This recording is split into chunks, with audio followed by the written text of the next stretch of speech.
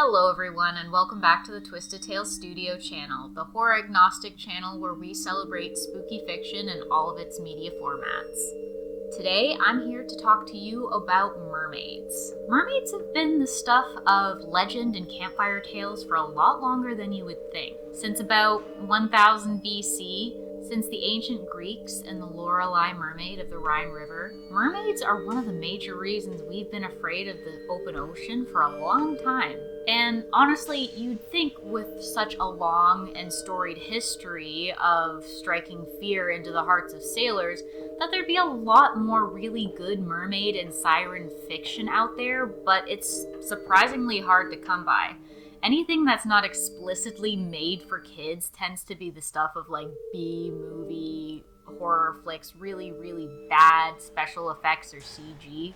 I swear, I will literally go out of my way to watch anything that promises me a man-eating mermaid, and like 9 times out of 10, I'm usually pretty disappointed. Same thing goes for reading. I'm always really hard-pressed to find anything featuring sirens or mermaids that I would consider solidly horror for books and comics. Fortunately for me, though, I actually did read one book that I enjoyed that very strongly featured mermaids at the end of last year, so this would have been the fall of 2020.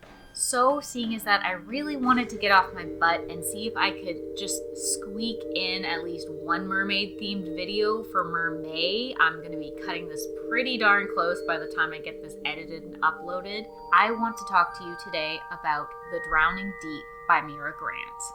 And as per usual, I'm going to start this video with a little disclaimer. We are going to start this video up front with some information on the author and the publication history. Then I'm going to give you a brief overview or summary of the story and what it's about. And then after that, I'll tell you at which point it'll start. We are going to get into spoiler territory. So if you listen to the short summary and you like what you hear, but you haven't read the book yet, at that point you're going to want to stop the video and come back later. As I mentioned, Into the Drowning Deep is written by author Mira Grant, which is actually the pseudonym for author Seanan McGuire. For the purposes of reviewing this specific book and to make the YouTube algorithm happy, I will be referring to her by her pseudonym, Mira Grant. Mira Grant is quite the prolific author, and for the most part, her books are split between her real name and her pseudonym based on genre. As Seanan, she has written a number of urban fantasy books, such as October Day, which is rocking a whopping 17 books if you include all of the novellas. She also wrote the Wayward Children series, which is about 10 books long. Her CV doesn't just include traditional novels either. She also had a hand in writing for Marvel for the series Spider-Gwen, Ghost Spider, and The Age of X-Men, The Amazing Nightcrawler. Under the pseudonym Mira Grant, she has published a few different series. First was the Newsflesh series, then came Parasitology, and then, of course, Into the Drowning Deep, as well as its prequel novella, Rolling in the Deep. And before you ask, no, it has nothing to do with the Adele song. Into the Drowning Deep and Rolling in the Deep were published by Subterranean Press in 2015 and 2017, respectively. And now we're going to move on to the synopsis of the story. The 10-cent tour of the book goes thusly. So 7 years before the start of the book, a TV station called the Imagine Network has started putting together a whole bunch of mockumentaries. They're doing stuff like looking for Bigfoot, looking for aliens, that type of thing. So eventually they rent a ship called the Targatis and they send it out to the Mariana Trench to do a mockumentary on searching for mermaids. If I'm saying the name of the Targatis incorrectly, I guess let me know in the comments, but I own both of these books in audiobook format, and they were pronounced slightly differently in both books, so I'm not quite clear on how I'm supposed to be saying it. Anyway, back to what I was saying. Of course, this being a horror novel, something goes wrong while they're out on the sea. They are out for a few days, and then the ship goes completely dark, and it's actually found several weeks later, completely abandoned. At the beginning of the story proper, it's about 7 years later, and the Imagine Network is preparing to do another trip out to the Mariana Trench to find out what happened to the original crew. In the intervening years, there was actually some leaked footage of a mermaid attacking one of the members of the crew on the deck. Imagine, trying to save face, came out saying that it was just all part of the mockumentary, so everyone wrote it off as a hoax. However, some of the family of the crew that was left behind isn't very satisfied with this answer. Our main character, Tori, is the younger sister of the TV personality that Imagine sent on that initial voyage. Understandably, she wants to find out what happened to her sister, so she gears her entire career into sonar mapping of the bottom of the ocean. Her specialty, it gives a very technical explanation and name for it, but what it essentially breaks down to is she can take recordings of the bottom of the ocean and filter through all the different sounds, and she can find out exactly the topology of the area and what type of animals are living down there. So Tori and her lab mate are both approached to join on the next voyage, going out to investigate what happened to the Itar Gaddis. This new ship they're calling the Melusine is being crewed by just all sorts of scientists, top in their fields, marine biologists, marine chemists. And these are the people who are going to make up the majority of our main cast. The highlight reel of the characters we get to meet along the way are Theodore Blackwell, who is the corporate stooge in charge of making sure the whole operation runs smoothly. His estranged wife, Gillian Toth, who is the mermaid biologist, who everyone thinks is a quack but will ultimately be vindicated when mermaids are proven to be real. And then we have the Wilson Sisters 3. So the Wilson sisters, the two youngest are twins, and they were born deaf. One of them is a submersible operator on this little mini sub that's called a minnow. And then the other twin is a marine chemist, I believe. She looks at all the different components in the water. And then the older sister, who's not one of the twins, is their sign language interpreter, but she's also a doctor of sign language and nonverbal communication in her own right.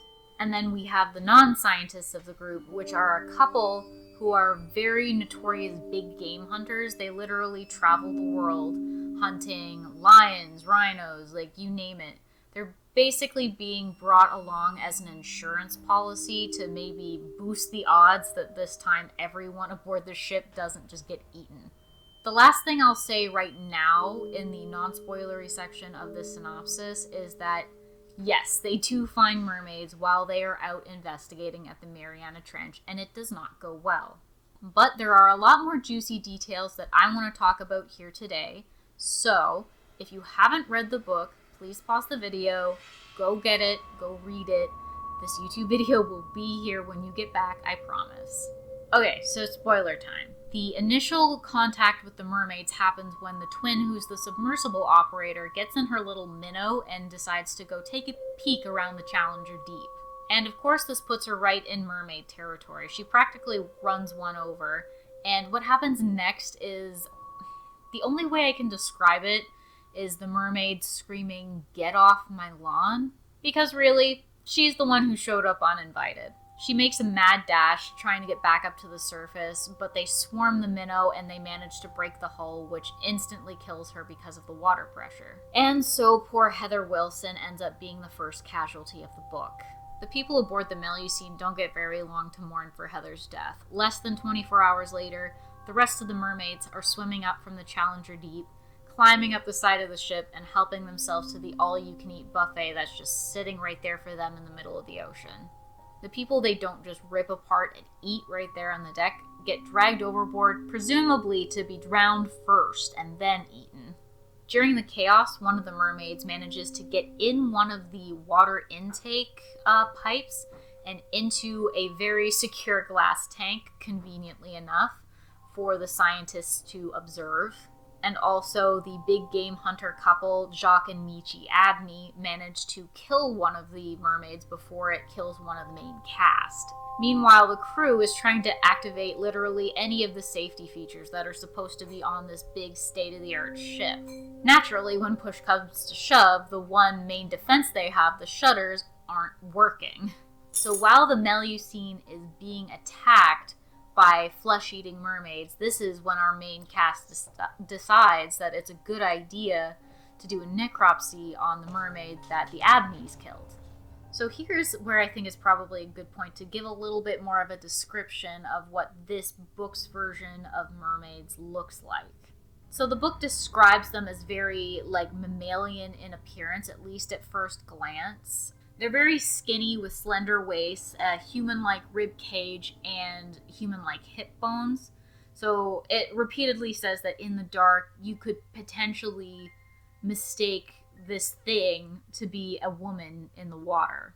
They're described as having very human-like faces as well, but with very flattened features and a big wide mouth filled to the brim with very sharp teeth.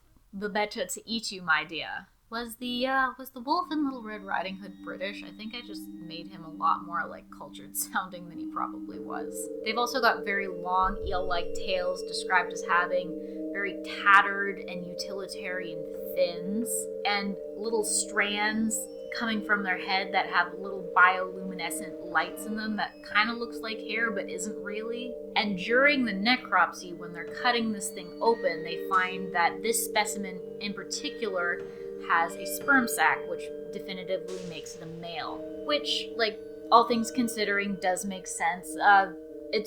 They say it repeatedly in the book, and it's true, that fish and a lot of sea creatures don't have very much sexual dimorphism, so realistically at this point, they could look at a male or a female of this species and not physically see any difference.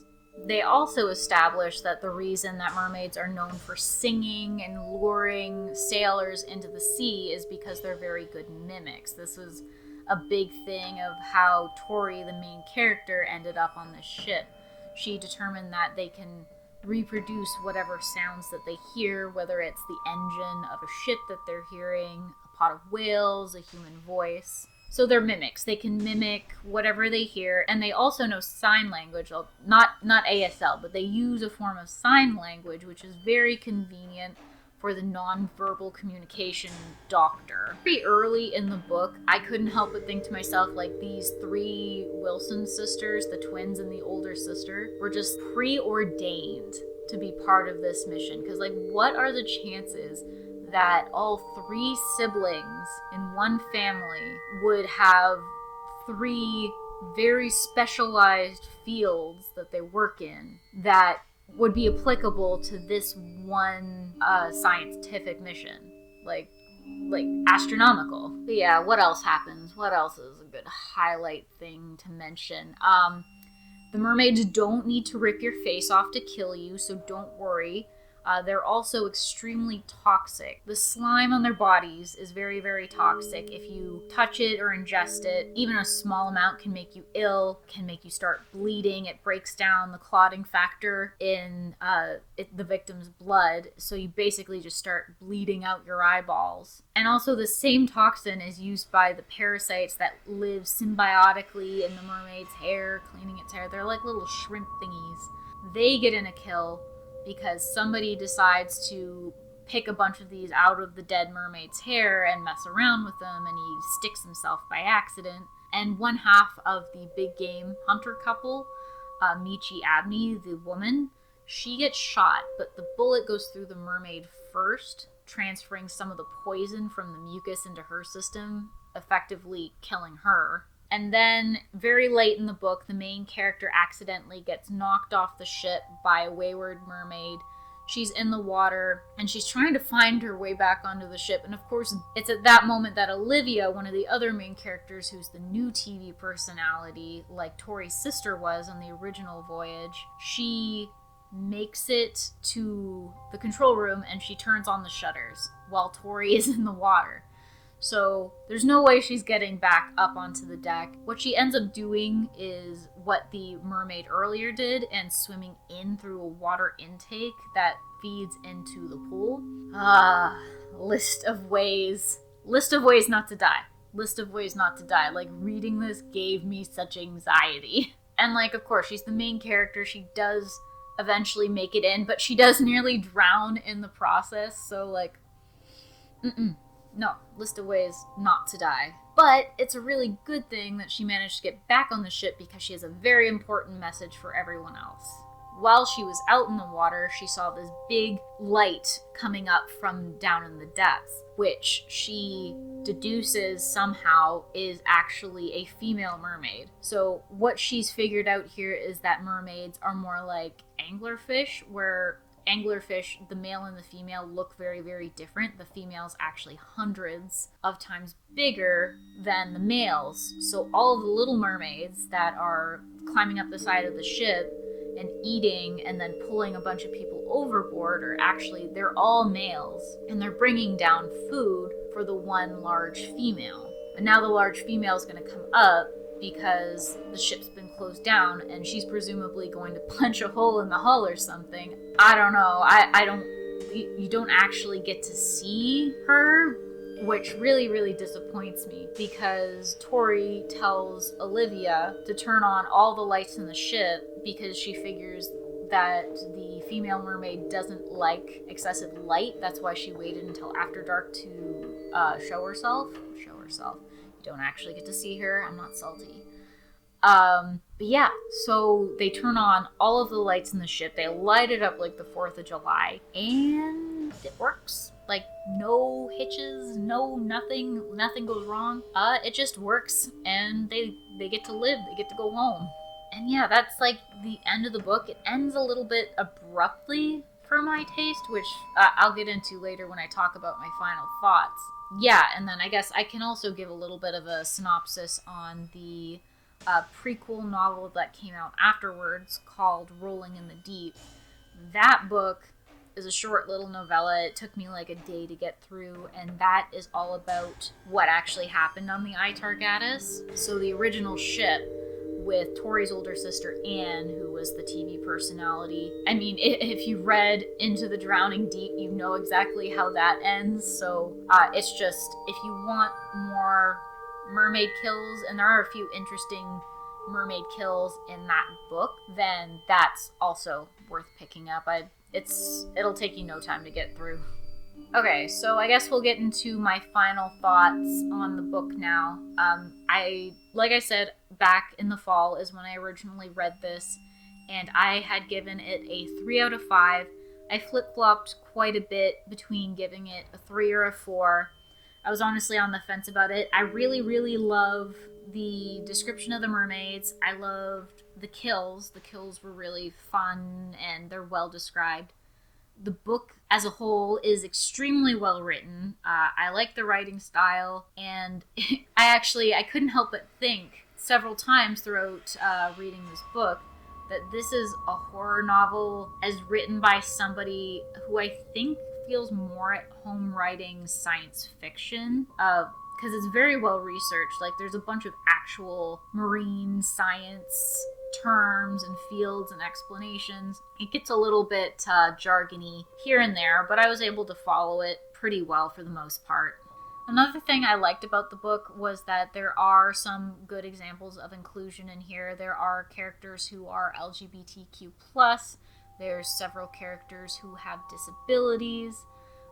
I kind of wonder if Mira Grant has people in her life who are hearing impaired or hard of hearing, because in this book and in the prequel book, she makes a point of including deaf characters. So I think I got the impression that that was something that was a little bit more near and dear to her. If you're looking for some horror that does strive for at least that little bit of inclusivity, this might be a good one to check out. I think where this book kind of lost me, and it's really weird to say this, but it was right at the beginning.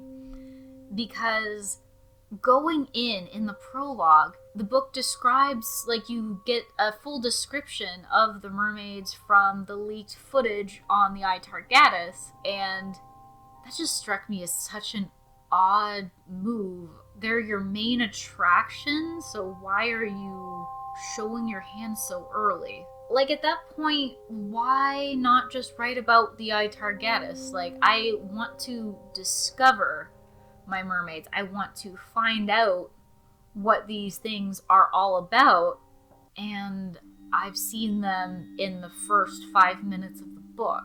So yeah, that was my main issue with the book. That and the ending. I think it ended a little bit abruptly for my case. Like, for a book that was so good with its beats, it had so much action, there was a ton of character deaths in it, which in horror is a point in its favor. I know that sounds weird to say out of context, but yeah, for Tori to get back on the ship, turn all the lights on, and then just have it be that easy, you don't get to see the female siren, and like, she's built up as this big bad. Like, the least they could have done was have her like peek her head up and at least make somewhat of an appearance. Just have her phone it in at least. But no, you don't get to see her.